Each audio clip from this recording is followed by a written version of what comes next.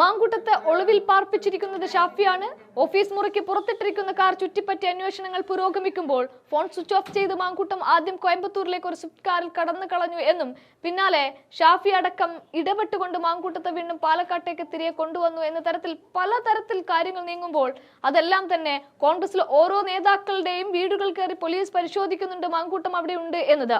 അങ്ങനെയെങ്കിൽ തീർച്ചയായും ഷാഫിയുടെ വീട്ടിലേക്കും എന്ന് നമുക്ക് ഉറപ്പിക്കാം.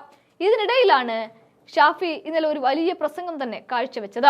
മുഖ്യമന്ത്രിക്കും മകനും അത്ര രൂക്ഷമായ വിമർശനം അഴിച്ചുവിട്ടുകൊണ്ടാണ് ഷാഫി ധാർമ്മികതയ്ക്ക് ക്ലാസ് എടുക്കുന്ന CPM-നെ വലിച്ചു കയറുന്നത്. ഇവിടെ ഒറ്റക്കാര്യം ചോദിച്ച് ഷാഫി കാര്യങ്ങൾ ഓരോന്നോരോന്നായി പറയുകയും കത്തിക്കയറുകയുമാണ്. നിങ്ങൾ ആലോചിച്ചു നോക്കുക, ഒരു കോൺഗ്രസ് മുഖ്യമന്ത്രിയുടെ മകനെതിരെയാണ് ED-യുടെ നോട്ടീസ് എങ്കിൽ ആ നോട്ടീസ് ED-യുടെ മെയിലിൽ നിന്നോ പോസ്റ്റിൽ നിന്നോ പോകുന്നതിന് മുമ്പേ ആദ്യം മാധ്യമങ്ങൾക്ക് കിട്ടുമായിരുന്നു. ഏതെങ്കിലും ഒരു UPA നേതാവിന്റെ, ഇന്ത്യ മുന്നണിയുടെ നേതാവിന്റെ, കേരളത്തിലല്ലാത്ത വേറെ ഏതെങ്കിലും ഇന്ത്യ മുന്നണി നേതാവിനെതിരായിരുന്നുവെങ്കിൽ ED നോട്ടീസ് അച്ചടിച്ച് ഈ ആൾക്ക് അയക്കുന്നതിന് മുൻപ് ED അത് മാധ്യമങ്ങൾക്ക് അയച്ചിട്ടുണ്ടാകും. ED ആ സംസ്ഥാനത്തെ BJP നേതാക്കന്മാർക്ക് അയച്ചിട്ടുണ്ടാകും. ED അവിടുത്തെ പോഷക സംഘടനകൾക്കും ഇതൊക്കെ അയച്ചു കൊടുത്തിട്ടുണ്ടാവും. എന്നിട്ട് ആ കോൺഗ്രസ് നേതാവിന്റെ വീട്ടുപടിക്കലും മുറ്റത്തും ഓഫീസ് പഠിക്കലും സമരങ്ങൾക്കുള്ള ആഹ്വാനം ഉണ്ടാകും. എന്നിട്ട് ചോദ്യം ചെയ്യലുകളുടെ പരമ്പര തന്നെയാകും. 5 ദിവസം കൊണ്ട് 52 മണിക്കൂർ രാഹുൽ ഗാന്ധിയെ ചോദ്യം ചെയ്ത് വേട്ടയാടിയതൊക്കെ നമ്മൾ കണ്ടതാണ്. മാത്രവുമല്ല, രോഗബാധിതയാണ് എന്നറിഞ്ഞിട്ടും സോണിയാഗാന്ധിയെ വേട്ടയാടാൻ ശ്രമിച്ച അതേ ED തന്നെയാണ് കേരളത്തിന്റെ മുഖ്യമന്ത്രിയുടെ മകന് നോട്ടീസ് അയച്ചിട്ട് ആ നോട്ടീസിന്റെ ഒരു പകർപ്പ് ഒരു ഈച്ച പോലും കാണരുത് എന്ന ആഗ്രഹത്തോടെ പരമരഹസ്യമാക്കി വെച്ചത്. ഇതൊക്കെ BJP-യുടെ CPM-നുള്ള ഒരു കരുതലാണ്. ആ കരുതലിനൊക്കെ തുറന്നു കാണിച്ചുകൊണ്ടാണ് തന്റെ വീട്ടുപടിക്കലേക്ക് എത്തുന്ന പോലീസിനെ ഷാഫി ഒരു പരിധിവരെ ആട്ടി ഓടിക്കുന്നത്. പ്രിയപ്പെട്ടവരെ, വിധി നിർണായകമായ ഒരു തെരഞ്ഞെടുപ്പിൽ ജനാധിപത്യ മുന്നണിയുടെ കരുത്തായി മാറേണ്ട സാരഥികൾക്ക് നിറഞ്ഞ പിന്തുണയുമായിട്ടാണ് നിങ്ങൾ എല്ലാവരും ഇവിടെ വന്നു ചേർന്നിരിക്കുന്നത്. കുന്നമംഗലം പഞ്ചായത്ത് ഉൾപ്പെടെ അനിവാര്യമായൊരു മാറ്റത്തിന് ഒരുക്കേണ്ട ഉത്തരവാദിത്തം ഏറ്റെടുത്തുകൊണ്ട് തന്നെയാണ് നിങ്ങൾ ഇവിടെ ഇരിക്കുന്നത് എന്നുള്ളത് നിങ്ങളിന്ന് മനസ്സിലാക്കുകയാണ്. ജനങ്ങളും നമുക്ക് അനുകൂലമാണ്. ഒരു പ്രകടനം ഇങ്ങോട്ട് പോയി, സത്യം പറഞ്ഞാൽ തിരിച്ചാ പ്രകടനം അങ്ങോട്ട് പോകുമ്പോൾ പത്മകുമാറിനെ പാർട്ടിയിൽ നിന്ന് പുറത്താക്കണം എന്ന് പറഞ്ഞിട്ടും കൂടെ ഒരു പ്രകടനം നടത്തേണ്ട അവസ്ഥയിലാണ് അവരുള്ളത് എന്നുള്ളത് നമുക്ക് എല്ലാവർക്കും അറിയാം.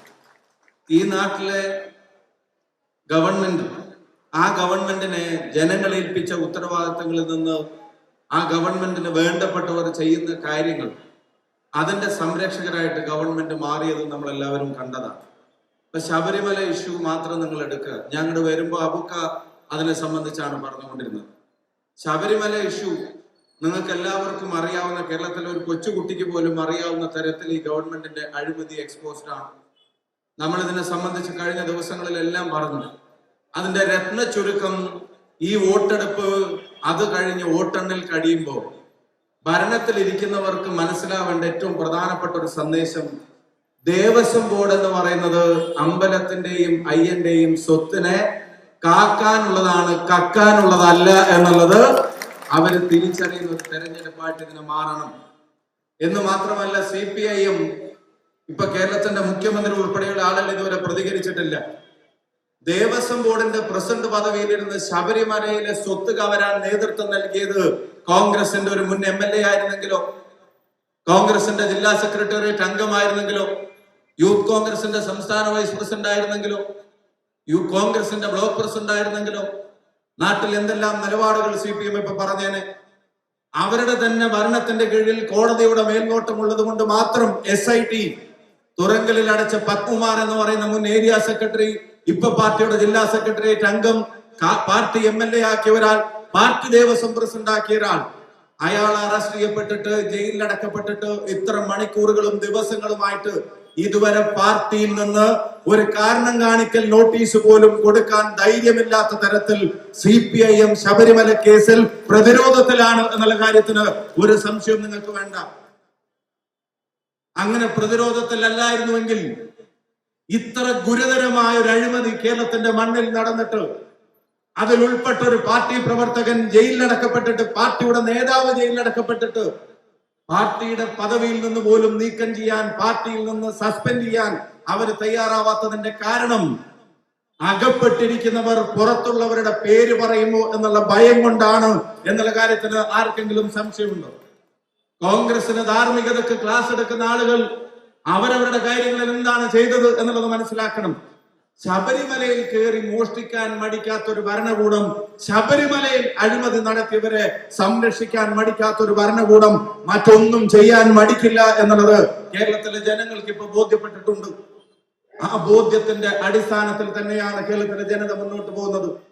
എന്ന് മാത്രമല്ല, ഈ ഗവൺമെന്റിന്റെ തലപ്പത്തിരിക്കുന്ന രാഷ്ട്രീയ പ്രസ്ഥാനത്തിന്റെ അവരവരുടേതെന്ന് പറയുന്ന ആശയങ്ങളിൽ നിന്ന് പരിപൂർണമായും വ്യതിചലിച്ചിട്ടാണ് ഈ ഗവൺമെന്റ് മുന്നോട്ട് പോകുന്നത് എന്നുള്ളത് അവരുടെ പ്രവർത്തകർക്ക് പോലും തിരിച്ചറിവുള്ള കാര്യമാണ്.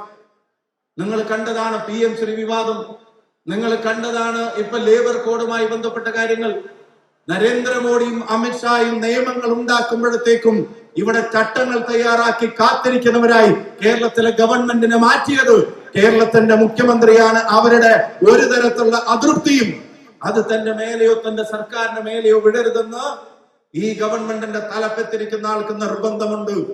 മോഡിയുടെ തൃപ്തിയേക്കാൾ വലുതല്ല CPIയുടെ അതൃപ്തി, അല്ലെങ്കിൽ ബിനോയ് വിശ്വത്തിന്റെ അതൃപ്തി, അല്ലെങ്കിൽ ഡി രാജയുടെ അതൃപ്തി, അല്ലെങ്കിൽ ആനി രാജയുടെ അതൃപ്തി, അല്ലെങ്കിൽ AYF ഉൾപ്പെടെയുള്ള ആളുകളുടെ അതൃപ്തി, അതുമല്ലെങ്കിൽ സ്വന്തം മന്ത്രിസഭയിലെ 4 അംഗങ്ങളുടെ CPIക്കാരായ 4 അംഗങ്ങളുടെ അതൃപ്തി, അതിനേക്കാൾ അദ്ദേഹത്തിന് പ്രധാനമന്ത്രിയുടെ തൃപ്തിയാണ് എന്നുള്ളത് കഴിഞ്ഞ എല്ലാ കാര്യങ്ങളിലും കണ്ടു.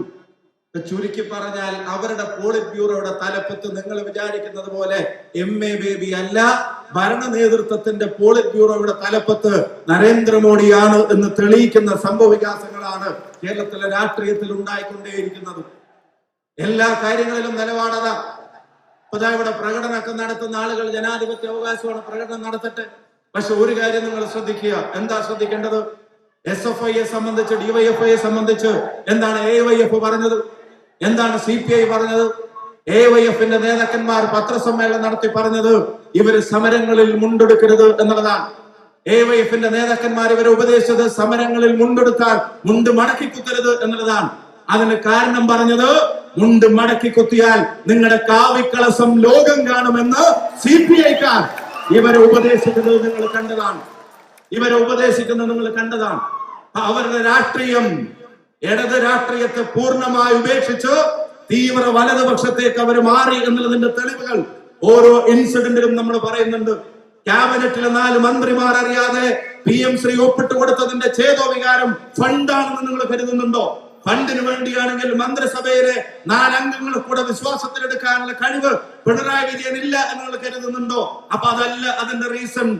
നിങ്ങൾ അറിയുമോ, ഇടതുമുന്നണി ചർച്ച ചെയ്യണമെന്ന് 22ാമത്തെ ക്യാബിനറ്റിൽ അവിടെ CPIയുടെ മന്ത്രിമാർ വന്ന് പറയുമ്പോ 16-ാം തീയതി അത് ഒപ്പിട്ട് കഴിഞ്ഞു എന്ന വിവരം പിണറായി വിജയനും ശിവൻകുട്ടിയും ഈ ഇടതു മന്ത്രിസഭയിലെ 4 അംഗങ്ങളെ മറച്ചു വെക്കുന്നത്. അതിന്റെ കാരണവും ഫണ്ടല്ല, ഫണ്ടിന് വേണ്ടിയല്ല. PM ശ്രീ എന്ന് പറയുമ്പോ അവരത് ഒപ്പിട്ടതിന്റെ ഒരു പ്രധാനപ്പെട്ട കാരണം അല്ലെങ്കിലും CMന്റെ ശ്രീ PM തന്നെയാണ് എന്നുള്ളത് ഇപ്പൊ അവർക്ക് തിരിച്ചറിഞ്ഞിട്ടുണ്ട്. അത് തന്നെയാണ് ഇപ്പത്തെ ഐശ്വര്യം. കേസുകളിൽ പരസ്പരം നടത്തുന്ന വിട്ടുവീഴ്ചകളും ഒത്തുകളികളും നിങ്ങൾ കാണുന്നുണ്ട്.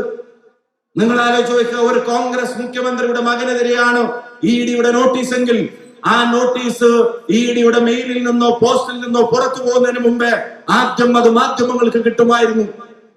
ഏതെങ്കിലും ഒരു UPA നേതാവിന്റെ, ഇന്ത്യ മുന്നണിയുടെ നേതാവിന്റെ, കേരളത്തിലല്ലാത്ത വേറെ ഏതെങ്കിലും ഇന്ത്യ മുന്നണി നേതാവിനെതിരായിരുന്നെങ്കിൽ ED നോട്ടീസ് അച്ചടിച്ച് ഈ ആൾക്ക് അയക്കുന്നതിന് മുമ്പ് ED അത് മാധ്യമങ്ങൾക്ക് അയച്ചിട്ടുണ്ടാവും.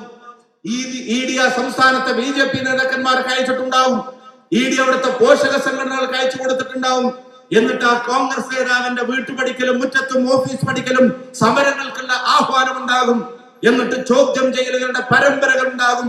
5 ദിവസം കൊണ്ട് 52 മണിക്കൂർ രാഹുൽ ഗാന്ധിയെ ചോദ്യം ചെയ്യാൻ വേട്ടയാടാൻ ശ്രമിച്ച ED, രോഗബാധിതയാണെന്ന് അറിഞ്ഞിട്ടും സോണിയാഗാന്ധിയെ വേട്ടയാടാൻ ശ്രമിച്ച ED, അതേ ED തന്നെയാണ് കേരളത്തിന്റെ മുഖ്യമന്ത്രിയുടെ മകന് നോട്ടീസ് അയച്ചിട്ട് ആ നോട്ടീസിന്റെ ഒരു പകർപ്പ് ഒരു ഈച്ച പോലും കാണരുത് എന്ന ആഗ്രഹത്തോടെ അത് പരമ രഹസ്യമാക്കി വെച്ച BJPയുടെ CPMനോടുള്ള ആ കരുതലുണ്ടല്ലോ, ആ കരുതലിനുള്ള തിരിച്ചടിയാണ് ഈ തെരഞ്ഞെടുപ്പെന്ന് അത് പ്രഖ്യാപിക്കാൻ കേരളത്തിലെ ജനങ്ങൾ തയ്യാറായി നിൽക്കുന്നു.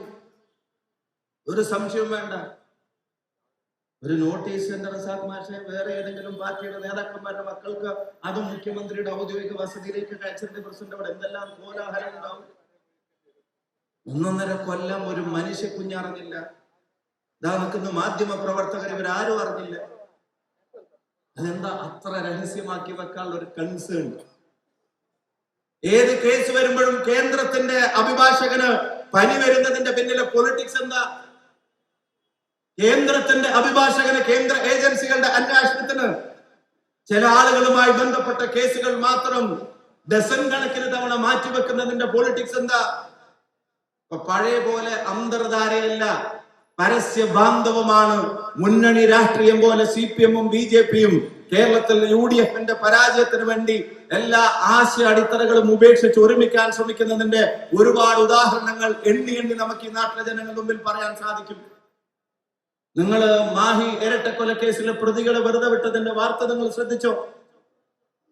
ഉണിയൻ പ്രേമൻ വധക്കേസിലെ പ്രതികളെ വെറുതെ വിട്ടതിന്റെ വാർത്തകൾ നിങ്ങൾ ശ്രദ്ധിച്ചോ? ആഴ്ചകളുടെ ഇടവേളയിൽ CPM-ന്റെയും BJP-യുടെയും പ്രവർത്തകർ പരസ്പരം വെട്ടിക്കൊലപ്പെടുത്തിയ കേസിലെ പ്രതികളെ കോടതികൾ വെറുതെ വിടുകയാണ്. കോടതികൾ വെറുതെ വിടുന്നതിന്റെ കാരണം പറഞ്ഞത് പ്രോസിക്യൂഷന് ഈ കൊലപാതകം തെളിയിക്കാൻ കഴിഞ്ഞില്ല, കുറ്റക്കാരെന്ന് തെളിയിക്കാൻ കഴിഞ്ഞില്ല. അതിന് കാരണമായി പറഞ്ഞത് സാക്ഷിമൊഴികൾ വിശ്വാസയോഗ്യമല്ല, അത് ശക്തമല്ല. ഞാൻ ചോദിക്കട്ടെ, ആരാ ഇത്തരം കേസുകളിലെ സാക്ഷിമൊഴികൾ? ആ കേസുകളിലെ സാക്ഷിമൊഴികൾ എന്ന് പറയുന്നത് അതത് പാർട്ടിക്കാരാണ്. ആ കൊല്ലപ്പെട്ടവരുടെ പാർട്ടിക്കാർ, ഒരു കേസിൽ BJP-ക്കാർ, ഒരു കേസിൽ CPM-കാർ. അവരുടെ മൊഴികൾ ദുർബലമായി പോയതിന്റെ കാരണം നേതൃത്വത്തിന്റെ ഡയറക്ഷനാൽ പ്രതികളെ പരസ്പരം വെറുതെ വിടാനുണ്ടാക്കുന്ന ധാരണകൾക്കനുസരിച്ച് ഈ കൊല്ലപ്പെട്ട കുടുംബത്തിന്റെ രക്തസാക്ഷി കുടുംബം കണ്ണീരോടെ കഴിയുമ്പോഴും കോടതികളിൽ അതിന് കാരണക്കാരെ പരസ്പരം സഹകരിച്ച് വെറുതെ വിടുന്ന രാഷ്ട്രീയത്തിലേക്ക് കേരളത്തിലെ പൊളിറ്റിക്സ് മാറിയിട്ടുണ്ട്. എന്നെ കേൾക്കുന്ന CPM-ന്റെ ഏതെങ്കിലും നല്ലവരായ സഹപ്രവർത്തകർ ഉണ്ടെങ്കിൽ അവരോടും ഞാൻ പറയുന്നു, നിങ്ങളുടെ പാർട്ടി ഇടതല്ല, തീവ്ര വലതുപക്ഷമെന്ന് നിങ്ങൾ തിരിച്ചറിയുന്നുണ്ടെങ്കിൽ നിങ്ങളുടെ വോട്ടും ഇത്തവണ ഐക്യ ജനാധിപത്യ മുന്നണിക്കാവട്ടെ എന്നുള്ളതാണ് അവരോടുള്ള വിനീതമായിട്ടുള്ള അഭ്യർത്ഥന. അങ്ങനെയൊക്കെ സംഭവിക്കൂട്ടോ, സംഭവിക്കില്ല എന്നൊന്നും പറയാൻ പറ്റൂല. റസാഖ് മാഷെ ഞങ്ങൾ കൂത്തുപറമ്പിൽ ഒരു ഇലക്ഷൻ പ്രചരണത്തിന് പോയി. അപ്പോ പോളിംഗ് നടക്കുന്ന ദിവസം അവിടെ പോയി ബൂത്തിലേക്ക് കയറാൻ നോക്കുമ്പോ പറഞ്ഞു ഇവിടെ കയറാൻ പാടില്ല. അപ്പൊ സ്ഥാനാർത്ഥിക്ക് ബൂത്തിൽ കയറാം അല്ലേ? നോക്കാം, സ്ഥാനാർത്ഥിക്ക് ബൂത്തിൽ കയറാൻ കണക്കും കാര്യങ്ങളൊക്കെ നോക്കാം. പക്ഷെ അത് നോക്കണ്ട എന്നുള്ള നിർദ്ദേശം CPM തരികയാണ്.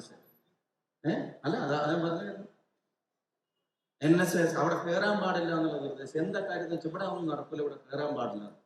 ഒരുത്തം വന്ന് പാറക്കലിനോട് പറഞ്ഞ വിധത്തെ ഇത് കൂത്തുപറമ്പാണെന്ന് ഓർമ്മ വേണം. പാറക്കൽ ചോദിച്ചു അതെന്താ ഇന്ത്യയിലല്ലേ എന്ന് ചോദിച്ചു. പാറക്കൽ തിരിച്ചു നമ്മുടെ വേണുവേട്ടനുണ്ടായിരുന്നു. അതായത് നമ്മൾ എന്ത് കാര്യത്തിനാണോ പോയത് അതിന് പോയി അത് ചെയ്തു. തിരിച്ചിറങ്ങും ഒരുത്തം വന്നിട്ട് പറഞ്ഞു എന്റെ കാല് ഇവിടെ ഇട്ടിട്ട് കൊത്തും എന്ന് പറഞ്ഞു. ഞാൻ ഇറങ്ങുമ്പോൾ എന്നോട് പറഞ്ഞു എന്റെ കാല് ഇവിടെ ഇട്ടിട്ട് കൊത്തും. ഞാൻ പറഞ്ഞ പിന്നെ അത് കഴിയട്ടെ എന്നിട്ട് ഞാൻ പോകുള്ളൂ എന്ന് പറഞ്ഞു. അങ്ങനെ ചെറിയ വാക്കും തർക്കമൊക്കെ ആയി. പുറത്തിറങ്ങി അവിടുന്ന് പോലീസൊക്കെ വന്ന് എല്ലാം കൂടെ പറഞ്ഞു. നമ്മുടെ ഉത്തരവാദിത്വം നിറവേറ്റിയിട്ട് നമ്മൾ വണ്ടി കയറി പോകുമ്പോൾ എന്നോട് അവിടുത്തെ പ്രാദേശിക നേതാക്കന്മാർ പറഞ്ഞു ഇവിടെ ഒന്നും പറഞ്ഞിട്ടൊരു കാര്യമില്ല, ഇത് മറ്റേ ഗുണ്ടയുടെ ബൂത്താണ്. നമ്മുടെ ആൾക്കാർ പറയില്ല CPM ലീഗിന്റെ പ്രധാനപ്പെട്ട എന്നെ നേതാവിന്റെ ബൂത്താണ്, അല്ലെങ്കിൽ ഇന്ന MLA-യുടെ ബൂത്താണ്, പ്രസിഡന്റിന്റെ ബൂത്താണ്, ജില്ലാ പ്രസിഡന്റിന്റെ ബൂത്താണെന്നൊക്കെ പറഞ്ഞ പോലെ ആൾക്കാരെ ബൂത്തിനെ പറയുന്നത് ഇത് മറ്റേ ഗുണ്ടയുടെ ബൂത്താണെന്നാണ് CPM-ന്റെ ചില ബൂത്തിനെ പറ്റി പറയുന്നത്. ഞാൻ പറഞ്ഞു അതിനെന്താ സ്ഥാനാർത്ഥിക്ക് വയ്ക്കാൻ ഇവിടെ ഒന്നും പറഞ്ഞിട്ട് കാര്യമില്ല. ചിലപ്പോൾ 200 വോട്ട്, ചിലപ്പോൾ 250 വോട്ട്, ചിലപ്പോൾ 400 വോട്ട്, ചിലപ്പോൾ 450 വോട്ടൊക്കെ അവർക്ക് ലീഡുള്ള സ്ഥലമാണ്, ഇവിടെ ഒന്നും പറഞ്ഞിട്ടൊരു കാര്യമില്ല എന്ന് പറഞ്ഞു. പിന്നെ ആവട്ടെ എന്ന് വിചാരിച്ചിട്ട് ഞാനും പോയി. പക്ഷെ വോട്ട് എണ്ണിയപ്പോഴാണ് മനസ്സിലായത് 90-95% പോളിംഗ് ഉണ്ടാവും. മരിച്ചവരൊക്കെ വോട്ട് ചെയ്യും, അവിടെ അങ്ങനെ പോളിംഗ് ഉണ്ട്. അപ്പോൾ ഞാൻ അവിടെ നിന്ന് ഇറങ്ങിപ്പോയി. പിന്നെ വോട്ട് എണ്ണിയപ്പോഴാണ് മനസ്സിലായത് ഈ കാല് കൊത്തും എന്ന് പറഞ്ഞവൻ വരെ നമുക്കാണോ വോട്ട് ചെയ്തിട്ടുള്ള സംശയം ഇല്ലാതെ 400 വോട്ട് ലീഡ് അപ്പുറത്ത് പറഞ്ഞ ആൾക്ക് പിന്നെ അവർ പറയുന്നത് ഒരു വോട്ടേ അപ്പുറത്ത് ലീഡ് ഉള്ളൂ. ഇപ്പൊ കുറെ CPM-മാർ വോട്ട് ചെയ്യാതെ നടക്കില്ലല്ലോ. അവര് പ്രകടനം വിളിക്കുന്നു നോക്കണ്ട, ചിലപ്പോ ബാലറ്റ് കൈ കെട്ടിയ ആഞ്ഞു കുത്തുന്നത് തവണ ഐക്യ ജനാധിപത്യ മുന്നണിക്കായിരിക്കും. അത്രയും മടുപ്പ് ജനങ്ങൾക്കിടയിൽ മാത്രമല്ല അവരുടെ പാർട്ടിക്കാർക്കിടയിലും ഉണ്ടായിട്ടുണ്ട് എന്നുള്ളതാണ് വസ്തുത. ഏത് വിഷയങ്ങൾ നിങ്ങളെടുത്ത് പരിശോധിച്ചാൽ നിങ്ങൾക്കത് ബോധ്യപ്പെടും. അതുകൊണ്ട് പ്രിയപ്പെട്ട സ്ഥാനാർത്ഥികൾ, നിങ്ങൾ ജനാധിപത്യ മുന്നണിയുടെ അനിവാര്യമായ വലിയൊരു പോരാട്ടത്തിന് തിരിതെളിയിച്ചാണ് ഇപ്പൊ ജനങ്ങൾക്കിടയിലേക്ക് ഇറങ്ങിത്തിരിച്ചിട്ടുള്ളത്. പലതരത്തിലുള്ള ബുദ്ധിമുട്ടുകൾ ഭരണകൂടത്തിന്റെ ഭീകരതയുടെ പേരിൽ അനുഭവിക്കുന്ന ആളുകളുണ്ട്. ഒരുപാട് കള്ളപ്രചരണങ്ങളും വ്യാജ പ്രചരണങ്ങളും ഒക്കെ കോഴിക്കോട്ടും പരിസരത്തും പേരാമ്പ്രയിലും ഒക്കെ പല കാര്യങ്ങൾ കൊണ്ട് അവർ ചെയ്യാൻ ശ്രമിക്കുന്നതിൻ്റെയൊക്കെ പിന്നിലെ ബേസ് എന്ന് പറയുന്നത് കോഴിക്കോട്ടെ അവര് ഈ പറയുന്ന നിരന്തരമായ വികസനമില്ലായ്മയിൽ പോലും നിലനിർത്തിയിരുന്ന ചില തദ്ദേശ സ്ഥാപനങ്ങളിൽ ഇത്തവണ മാറ്റത്തിന്റെ കാറ്റ് പിടിച്ചിട്ടുണ്ട് എന്നുള്ള തിരിച്ചറിവിലാണ് പല അസ്വസ്ഥതകളും ഉണ്ടാവുന്നത്. ആ മാറ്റം ജനങ്ങൾക്ക് വേണ്ടി നടപ്പിലാക്കി കൊടുക്കാനുള്ള ഉത്തരവാദിത്വം നമുക്ക് എല്ലാവർക്കും ഉണ്ട്. ആ ഉത്തരവാദിത്വം നമുക്ക് എല്ലാവർക്കും ഒരുമിച്ച് നടപ്പിലാക്കി മുന്നോട്ട് പോകാം. അതുപോലെ തന്നെ പ്രധാനം SIR-ന്റെ പേരിൽ BJP RSSന്റെ അജണ്ട, നാട്ടിലെ വോട്ടെന്ന അവകാശമുള്ളവനെ അതിൽ നിഷേധിക്കാനുള്ള ശ്രമങ്ങൾ നടക്കുന്നു. നിങ്ങൾ ഒരു കാര്യം ഇപ്പൊ മാധ്യമങ്ങൾ റിപ്പോർട്ട് ചെയ്തു, ലക്ഷക്കണക്കിന് ആളുകൾ നേരത്തെ വോട്ട് ചെയ്തവർ, പല തെരഞ്ഞെടുപ്പിൽ വോട്ട് ചെയ്തിട്ടുള്ള സ്ഥിരമായിട്ട് ഇവിടെ താമസിക്കുന്ന ലക്ഷക്കണക്കിന് ആളുകൾക്ക് അവരുടെ രേഖകളുമായി വോട്ട് അവകാശം ഉറപ്പിക്കാൻ ഓടേണ്ടി വരും എന്നുള്ള വാർത്തകൾ പുറത്തു വരികയാണ്. അർഹതയുള്ള ഒരാളും അതിൽ നിന്ന് തള്ളപ്പെട്ടു പോവാതിരിക്കാൻ ഓരോ വീട്ടിലും വോട്ടൊന്ന് ചോദിക്കുന്നതിനോടൊപ്പം SIR-ന്റെ ഫോം കിട്ടിയോ എന്നുകൂടെ ചോദിക്കാൻ UDF ഇവിടെ ഉണ്ടാകും, UDF-ന്റെ സാരഥികൾ ഇവിടെ ഉണ്ടാകും. ആ ജനാധിപത്യ അവകാശങ്ങൾ കവരാനുള്ള അവരുടെ ശ്രമങ്ങൾ, ആ ശ്രമങ്ങളെ അതിജീവിക്കാൻ BJP-യുടെ RSS-ന്റെ അജണ്ടകളെ അതിനെ അതിജീവിക്കാൻ UDF കേരളത്തിലെ ജനാധിപത്യ വിശ്വാസികളുടെ വീട്ടുപടിക്കൽ ഉണ്ടായിരിക്കും എന്നുള്ള ഉറപ്പ് കൂടി ഈ സംഗമത്തിൽ നൽകാൻ ആഗ്രഹിക്കുകയാണ്. കോഴിക്കോട്ടെ ജില്ലാ പഞ്ചായത്തിലേക്ക് മത്സരിക്കുന്ന ജില്ലാ പഞ്ചായത്ത് ഈ സാരഥികൾ ഒരു പ്രോപ്പർ ബ്ലെൻഡ് ആണ്. ഏറ്റവും നല്ലൊരു പാനലാണ് ഐക്യ ജനാധിപത്യ മുന്നണി ഇത്തവണ ഈ പറയുന്ന ജില്ലാ പഞ്ചായത്തിലേക്ക് നിശ്ചയിച്ചിട്ടുള്ളത്. പ്രിയപ്പെട്ട റസാഖ് മാഷും DCC പ്രസിഡന്റ് ഉൾപ്പെടെയുള്ള ആളുകളോടെയും കോൺഗ്രസും മുസ്ലിം ലീഗും മറ്റ് RMP ഉൾപ്പെടെയുള്ള പ്രസ്ഥാനങ്ങൾക്ക്, പിന്നെ NCP ഉൾപ്പെടെയുള്ള CMP ഉൾപ്പെടെയുള്ള പ്രസ്ഥാനങ്ങൾക്ക് നമ്മൾ എല്ലാവർക്കും സീറ്റുകൾ അവർ അർഹിക്കുന്നതിനനുസരിച്ച് തന്നെ കൊടുത്ത് ഒരു ഫാമിലി പോലെ ഇപ്രാവശ്യത്തെ സീറ്റ് നിർണയ ചർച്ചകൾ എന്നോട് പല ചാനലുകളും ചോദിച്ചു, അല്ല നിങ്ങൾക്ക് റിബലിന്റെ മറ്റേന്റെ മറിച്ചന്റെ. ഞാൻ പറഞ്ഞു, ഇത്രയും കാലത്തെ ചരിത്രത്തിൽ ഏറ്റവും സ്മൂത്ത് ആയിട്ടുള്ള കാൻഡിഡേറ്റ് സെലക്ഷനും അനൗൺസ്മെന്റുമാണ് UDF-ന്റെ ഭാഗത്തുണ്ടായിട്ടുള്ളത്. അതെല്ലാ ഇടങ്ങളിലും അപൂർവം ചില കേസുകളുണ്ടെന്ന് ഒഴിച്ചു നിർത്തിയാൽ അപ്പുറത്തൊക്കെ റിബലിന്റെ ശല്യം കൂടുന്നു, ഇവിടെ താരതമ്യേന കുറയുന്നു എന്നുള്ളതാണ് അവസ്ഥ. അതുകൊണ്ട് തന്നെ മുന്നണി സ്ഥാനാർത്ഥികൾ, ജില്ലാ പഞ്ചായത്തിന്റെ എല്ലാ കാൻഡിഡേറ്റ്സും ജനങ്ങളുടെ മുമ്പിൽ ഏറ്റവും പ്രസന്റബിൾ ആയിട്ടുള്ള ഫേസ് ആണ്. ഇവര് ജയിച്ചു വരുന്ന ഒരു ദിവസം രാഘവട്ടൻ ഇവിടെ സൂചിപ്പിച്ചതുപോലെ ജനങ്ങൾ തീരുമാനിച്ചാൽ കോഴിക്കോട് ജില്ലാ പഞ്ചായത്തിന്റെ ഭരണസാരഥ്യത്വത്തിലേക്ക് ഏറാൻ പോകുന്നത് ഐക്യ ജനാധിപത്യ മുന്നണിയായിരിക്കും എന്നുള്ളതാണ്. അപ്പൊ അവിടെ പഞ്ചായത്ത് സ്ഥാനാർത്ഥികൾക്ക് പ്രത്യേക ഉത്തരവാദിത്വമുണ്ട്. ഞാൻ നേരത്തെ പറഞ്ഞ രണ്ട് കാര്യങ്ങൾക്കൊപ്പം മൂന്നാമത്തെ ഒരു കാര്യം കൂടെ, ഈ സ്ഥാനാർത്ഥികളുടെ കാര്യങ്ങൾ ഓരോ വീട്ടിലും എത്തിക്കേണ്ട ഉത്തരവാദിത്വം പഞ്ചായത്തിൽ മത്സരിക്കുന്ന നമുക്കെല്ലാവർക്കും ഉണ്ട്. അവിടെ ജില്ലാ പഞ്ചായത്തിന്റെ കാര്യം കൂടെ പറയണം. ജില്ലാ പഞ്ചായത്തിന്റെയൊക്കെ ഭരണ കേന്ദ്രത്തെ തീർത്തും പൊളിറ്റിക്കൽ ആയിട്ടൊരു ഫ്രണ്ടൽ ഓർഗനൈസേഷൻ പോലെ മാറ്റിയതിന്റെ പ്രയാസങ്ങൾ ഈ ജില്ലക്കുണ്ട്. അതിന് പകരം ജനങ്ങൾക്ക് ആവശ്യമുള്ള കാര്യങ്ങൾ പ്രയോറിറ്റൈസ് ചെയ്ത് കോഴിക്കോടിനെ ജില്ലയെ ഒന്നാകെ മെച്ചപ്പെടുത്താനുള്ള ഒരു വിഷനോട് കൂടിയായിരിക്കും ജില്ലാ പഞ്ചായത്തിന് ഒരു അവസരം കിട്ടിയാൽ ഈ ടീം നയിക്കുക. അതിന് കർമ്മധീരമായി നേതൃത്വം നൽകാൻ കഴിവുള്ള ആളുകൾ നമ്മളോടൊപ്പമുണ്ട്. ജനങ്ങളുടെ ശബ്ദമാവാൻ കഴിവുള്ളവർ നമ്മളോടൊപ്പമുണ്ട്. ഈ 28 സ്ഥാനാർത്ഥികൾക്കും ഐക്യ ജനാധിപത്യ മുന്നണിയുടെ പേരിൽ, ഈ നാട്ടിലെ സാധാരണക്കാരന്റെ പേരിൽ ഹൃദയം നിറഞ്ഞ വിജയാശംസകളും അഭിവാദ്യങ്ങളും ഈ വേദിയിൽ നേരാൻ ആഗ്രഹിക്കുന്നു. നിങ്ങൾ നടത്തുന്ന പോരാട്ടത്തിന് UDF-ന്റെ സഹപ്രവർത്തകരുടെ ഉറച്ച പിന്തുണയും ഉജ്ജ്വലമായ പോരാട്ടവും ഉണ്ടായിരിക്കും. ജനങ്ങൾ നമ്മുടെ കൂടെ ഉണ്ടായിരിക്കും. ഇനി വരുന്ന നാളുകൾ നാടിന് നല്ലതാവട്ടെ, നാടിന് നല്ലതാവാൻ UDF വരട്ടെ. നിങ്ങൾക്ക് എല്ലാവർക്കും എന്റെ സ്നേഹാഭിവാദ്യങ്ങൾ. ഈ സംഗമം ഔപചാരികമായി ഉദ്ഘാടനം ചെയ്ത ബഹുമാനപ്പെട്ട തങ്ങൾക്കും അതുപോലെ തന്നെ രാഘവേട്ടൻ ഉൾപ്പെടെയുള്ള ആളുകളുടെ സാന്നിധ്യവും തീർച്ചയായിട്ടും നമ്മുടെ പോരാട്ടത്തിന് കരുത്തു പകരും. നിങ്ങൾക്ക് എല്ലാവർക്കും എന്റെ സ്നേഹാശംസകൾ. എന്റെ വാക്കുകൾ ഞാൻ ഉപസംഹരിക്കുന്നു. നന്ദി, നമസ്കാരം. ജയ് ഹിന്ദ്, ജയ് UDF. അടുത്തതായി ജില്ലാ കോൺഗ്രസ് കമ്മിറ്റിയുടെ പ്രസിഡന്റ് അഡ്വക്കേറ്റ് K. പ്രവീൺകുമാർ സംസാരിക്കും.